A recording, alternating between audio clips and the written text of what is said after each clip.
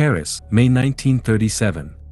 The city of light is glowing, but beneath the surface, a dark mystery is about to begin. At the Porte de Charenton station, a young woman named Laetitia Toureaux steps into a first-class metro carriage. She is alone.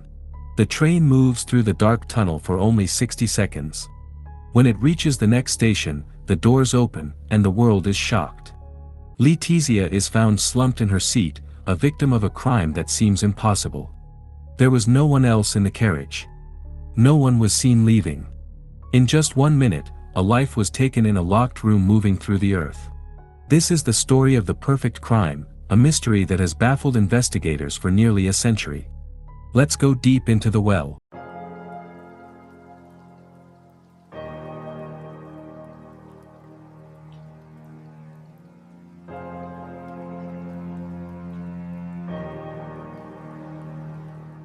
Laetitia Toureaux was not an ordinary worker.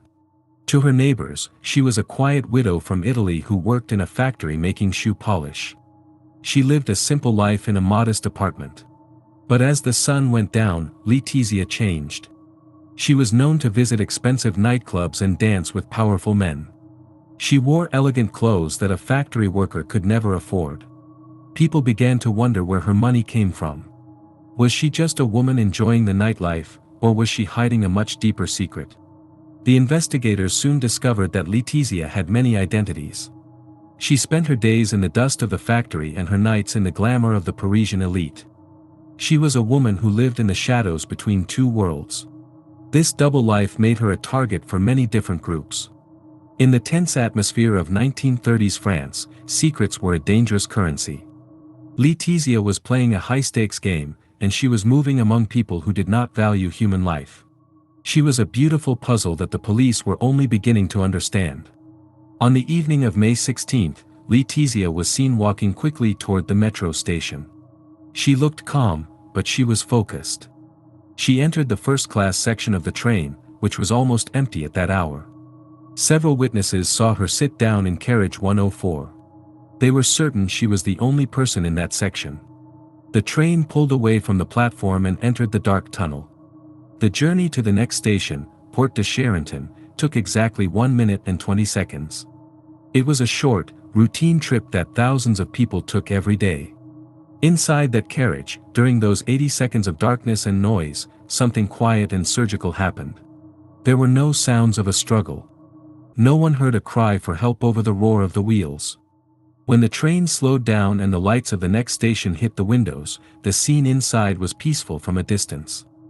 But as the doors slid open, the passengers on the platform saw the truth.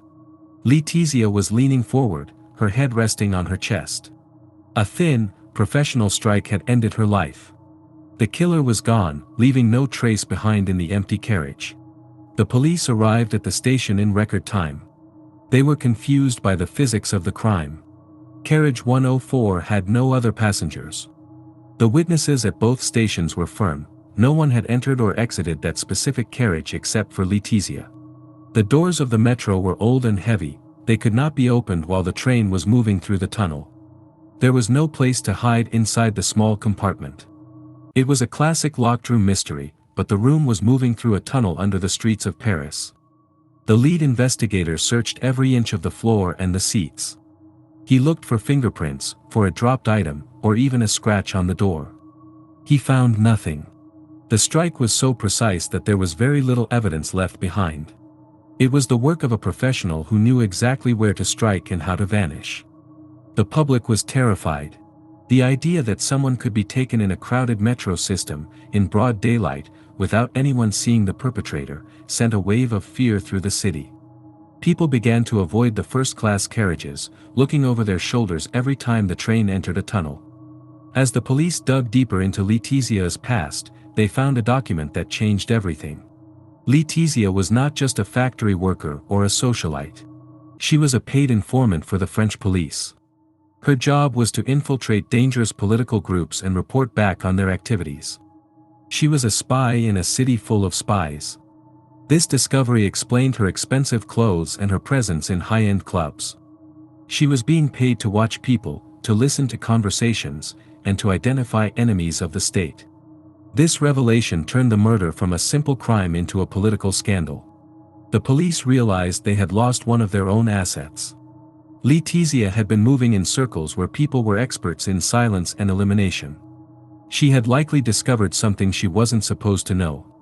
Her role as an informant meant that she had many enemies, both in the criminal underworld and in the political shadows. The very people she was supposed to be watching may have been the ones who decided to remove her. She was a pawn in a much larger game of chess, and she had just been taken off the board. One group, in particular, caught the attention of the investigators, a secret organization called the Cagoule. They were a violent, far-right group that wanted to overthrow the French government. They were known for their discipline, their secrecy, and their ability to carry out professional operations.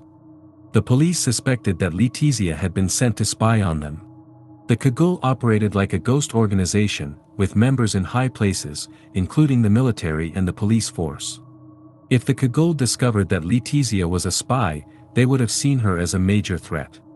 They were a group that did not tolerate betrayal. The precision of the crime in the metro carriage was consistent with their methods. They were experts in doing the impossible and leaving no evidence. The investigators began to wonder if the killer was someone Laetitia knew, perhaps someone she trusted. The theory was that the killer could have been waiting in the shadows between the carriages or even had a key to the doors. But the more the police pushed, the more they felt a wall of silence from their own superiors. The investigation into the Cagoule and Laetitia's death suddenly slowed down. Files began to disappear from the police archives. High-ranking officials told the lead investigators to focus on other cases. It became clear that the organization Laetitia was spying on had friends in very high places. The search for the truth was becoming a danger to the people in charge. The case was being quietly moved from the front pages of the newspapers to the back, and then eventually, it vanished altogether. The detectives who wanted to solve the case were frustrated. They had leads, they had theories, but they were blocked at every turn. The mystery of Carriage 104 was being buried by the very system Laetitia had served. The political climate of 1937 was unstable, and no one wanted a scandal that involved secret societies and police informants. Laetitia was becoming a ghost twice over, first in death, and now in history. Her story was being erased by the people who should have been seeking justice for her. The perfect crime was being protected by the perfect cover-up. Years later, after the war had changed the world, new details began to surface. Some former members of secret groups spoke about the night in 1937. They whispered about a man who was an expert in close-quarters combat. They talked about how the metro was chosen specifically because of its predictability and the short window of time. The plan was to strike during the 80 seconds of darkness, using a specialized tool that was easy to hide. The killer, they said, did not escape the train. He simply moved to another carriage or blended in with the crowd at the next station. These accounts were never officially confirmed, but they added to the legend of the case. The witnesses described a level of planning that was chilling. Every detail, from the timing of the train to the position of the seats, had been studied. Laetitia never had a chance.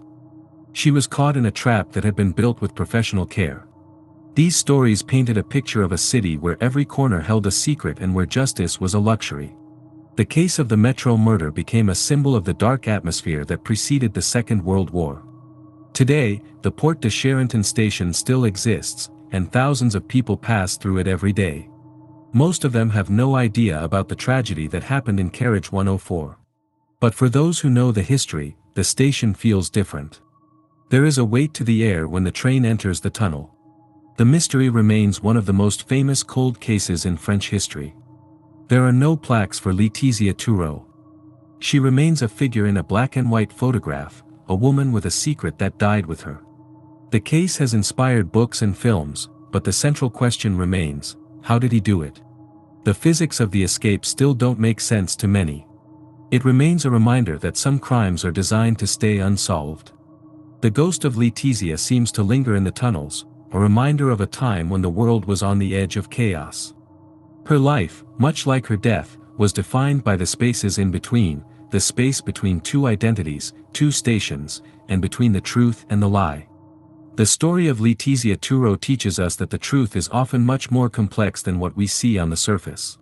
She was a woman who took incredible risks for her country, only to be abandoned by the system when she was no longer useful.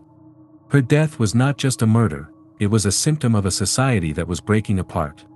We look back at the 1930s and see a world of shadows, but those shadows still exist today. The case reminds us to look closer at the people around us and to wonder what lives they lead when the sun goes down.